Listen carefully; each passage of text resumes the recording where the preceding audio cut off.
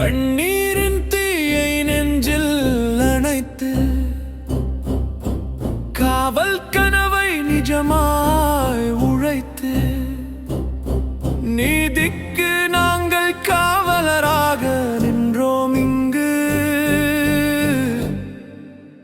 காக்கியின் காதலனாக.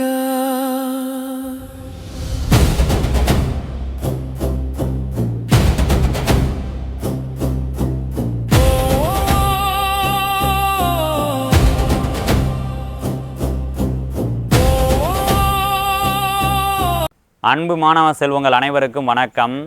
2025ஆம் ஆண்டு 2ஆம் நிலை காவலர் தேர்வில் வெற்றி அடைந்து உடற்தகுதி தேர்வுக்கு செல்லவிருக்கக்கூடிய நம்மளுடைய மாணவர்கள் அனைவருக்கும் வாழ்த்துக்களை தெரிவித்துக் கொள்கிறோம்.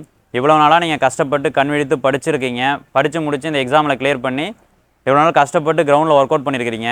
அதுக்கான பர்ஃபார்மன்ஸு கண்டிப்பாக அந்த கிரவுண்டில் வந்து நீங்கள் வெளிப்படுத்துவீங்க. அந்த களம் உங்களுக்கான வெற்றி களமாக நிச்சயமாக இருக்க போகுது. தொடர்ச்சியாக நீங்கள் வந்து முயற்சியை மட்டும் பண்ணுங்கள். இந்த கடைசி நேரத்தில் நாளையிலேருந்து பிசிக்கல் ஸ்டார்ட் ஆகுது இல்லையா, தமிழகம் முழுவதும் நாளையிலேருந்து பிசிக்கல் ஸ்டார்ட் ஆகுது. அப்போ இந்த நேரத்தில் ஹெவியான ஒர்க் அவுட்ஸ் எதுவுமே செய்யக்கூடாது, ஹெவியான முன்னோட்டங்கள் எதுவும் செய்யக்கூடாது. இந்த நேரத்தில் கயிறு ஏறி பார்க்குறது, லாங் ஜம்ப் தாண்டி பார்க்குறது, அந்த மாதிரி நிறைய நீங்கள் செய்யக்கூடாது. நாளைக்கு பிசிக்கல் நீங்கள் அட்டன் பண்ண போகிறீங்க அப்படின்னா உங்களுக்கு சர்டிஃபிகேட்ஸ்லாம் சொல்லியிருப்பாங்க, ஹால் டிக்கெட்டில் இன்ஸ்ட்ரக்ஷன் சொல்லியிருப்பாங்க. அந்த சர்டிஃபிகேட்ஸ் எல்லாத்தையும் கரெக்டாக எடுத்து வச்சுக்கோங்க. நாளைக்கு நீங்கள் வந்து ஈவெண்ட் அட்டன் பண்ண போகிற இடத்துக்கு முன்னாடியே இன்றைக்கி ஈவினிங்கே நீங்கள் போயிடணும், சரிங்களா?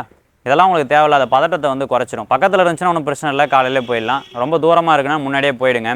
அதே மாதிரி அந்த ஸ்டார் ஈவெண்ட்டுக்கு சில இன்ஸ்ட்ரக்ஷன் வந்து நான் சொல்கிறேன், அதை கரெக்டாக ஃபாலோ பண்ணிக்கங்க. ஃபஸ்ட் நாள் நடக்கக்கூடியது வந்து பார்த்தீங்கன்னா வெறும் எலிஜிபிலிட்டி ரவுண்டு மட்டும்தான். சர்டிஃபிகேட் வெரிஃபிகேஷன் பண்ணுவாங்க. அடுத்ததாக உங்களுக்கு எலிஜிபிலிட்டி இருக்கும், ஹைட் மெஷர்மெண்ட் இருக்கும்.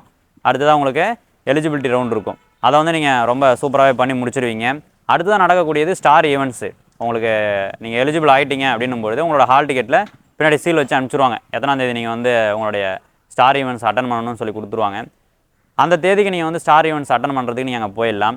போனதுக்கப்புறம் உங்களுக்கு ஸ்லாட்டாக பிரிச்சுருவாங்க, 10 பேராக பிரிச்சுருவாங்க.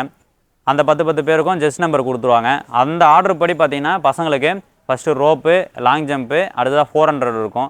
அதேமாதிரி பொண்ணுங்களுக்கு வந்து பார்த்திங்கன்னா உங்களுக்கு பால் த்ரோ, அடுத்ததாக லாங் ஜம்ப்பு, அடுத்ததாக 200 மீட்ரு, இந்த மாதிரிலாம் இருக்கும். இப்போது ரோப்பை பொறுத்த வரைக்கும் நம்ம முன்னாடியே உங்களுக்கு சொல்லியிருக்கிறோம்.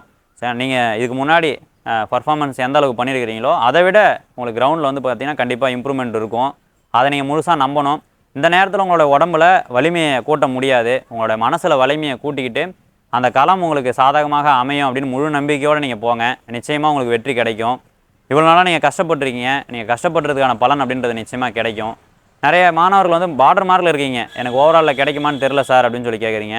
கண்டிப்பாக பார்டர் மார்க்கில் இருக்கிறவங்க கூட பிசிக்கலில் நல்ல பர்ஃபார்மன்ஸ் பண்ணுங்கள், எது வேணாலும் நடக்கலாம். இப்போ ரிட்டனில் வந்து பார்த்திங்கன்னா நிறைய பேர் சொன்னாங்க உங்களுக்கு 60க்கு மேலே இருக்கணும், 61 இருக்கணும், அப்போ தான் கிளியர் ஆகும்னாங்க.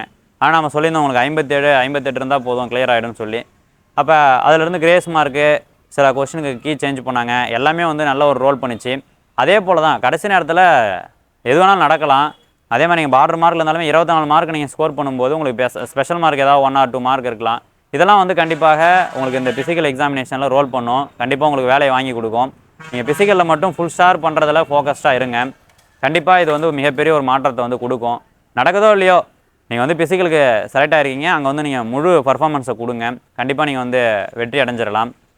அதே போல் 400 மீட்டரை பொறுத்த வரைக்கும் ஒரு 2 செகண்ட் வந்து எனக்கு குறையுது சார், கொஞ்சம் பயமாக இருக்குது அப்படின்னு சொல்லக்கூடியவங்க என்ன பண்ணுங்கன்னா, உங்களுக்கு டார்கெட் எங்கே வச்சுருக்காங்களோ அந்த டார்கெட்டை விட நீங்கள் கொஞ்சம் தூரமாக எய்ம் வச்சு நீங்கள் ஓடினீங்கன்னா கண்டிப்பாக உங்களோட பர்ஃபார்மன்ஸ் வந்து இம்ப்ரூவ் பண்ண முடியும். 400 மீட்டரை பொறுத்த வரைக்கும் சரி, 400 மீட்டரில் உங்களுக்கு டார்கெட்டு பக்கத்தில் வச்சுருக்காங்க, நீங்கள் அந்த டார்கெட்டு கிட்ட போகிறீங்கன்னா அந்த டார்கெட்டு கிட்ட போகும்போது உங்களோட வேகம் ஆட்டோமேட்டிக்காக குறைஞ்சிரும். அதனால் என்ன பண்ணுங்கன்னா டார்கெட்டை நீங்கள் கொஞ்சம் தூரமாக வச்சுக்கிங்க, எய்ம் தூரமாக வச்சிங்கன்னா அந்த இடத்து வரைக்கும் நீங்கள் போகணும் போது வேகத்தை குறைக்காமல் நீங்கள் கிராஸ் பண்ணிவிடுவீங்க. அப்போ வந்து 1 or 2 செகண்ட் வந்து குறைஞ்சிரும். இந்த விஷயத்தெல்லாம் கரெக்டாக ஃபாலோ பண்ணிங்க.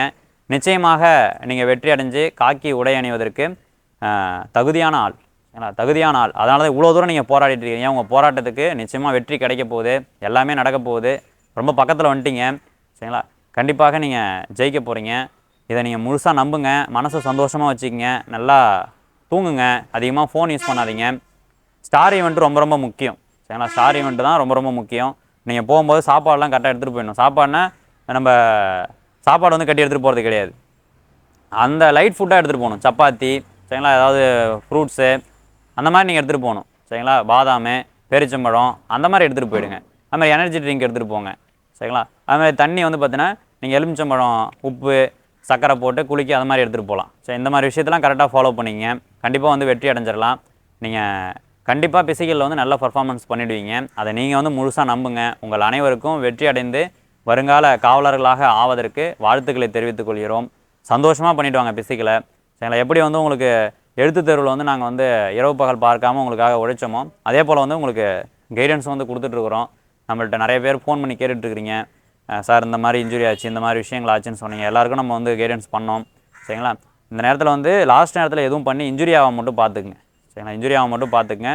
கரெக்டாக உடம்பு வச்சுக்கிங்க. கண்டிப்பாக வந்து வெற்றி அடைஞ்சிடலாம். உங்கள் அனைவருக்கும் மீண்டும் ஒரு முறை வாழ்த்துக்களை தெரிவித்துக் கொள்கிறேன். நன்றி.